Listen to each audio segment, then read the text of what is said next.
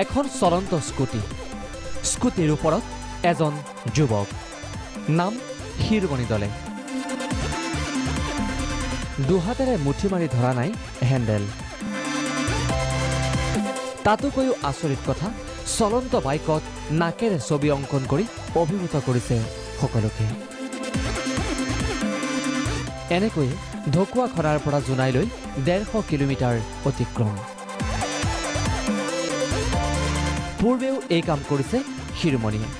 কিন্তু এইবাৰ এই বিৰল প্ৰতিভাৰে গান্ধীজীক স্মৰণ কৰিছে যুৱকগৰাকীয়ে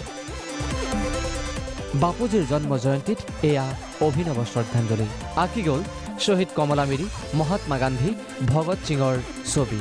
লিমকা বুক অৱ ৰেকৰ্ডত স্থান লাভ কৰাৰ লক্ষ্য শিৰোমণিৰ আৰু এই গান্ধী জয়ন্তী দিনত আমি যিহেতুকে মহাত্মা গান্ধীৰ 150 সংখ্যক গান্ধী জয়ন্তী আৰু এই গান্ধী জয়ন্তী উপলক্ষে আমি 150 কিলোমিটাৰ পথ এটা কাৰ্যসূচী হাতত লৈছো যেহেতু ৱৰ্ল্ড ৰেকৰ্ডৰ কাৰণে কাৰ্যসূচী আমি হাতত লৈছো আৰু এই কাৰ্যসূচী আমাক সহযোগ কৰিছে ঢকুৱাখানা ডিষ্ট্ৰিক্ট টিএমপিকে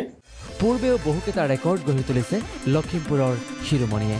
মঙলবাৰৰ দিনটোত বতাহত ত্ৰিৰংগা উৰুৱাই নাকেৰে ছবি আঁকি আন এক যাত্ৰা শিৰোমণিৰ এই যাত্ৰাত তেওঁ সহযোগ কৰে ঢকুৱাখানা টিএমপিকেৰ বিষয়ববীয়া আৰু শুভাকাংক্ষীসকলে সকলোৰে শুভকামনা এই যাত্ৰা হওক জয়যাত্ৰা ঢকুৱাখানাৰ পৰা লিখন গগৈ প্ৰাগ নিউজ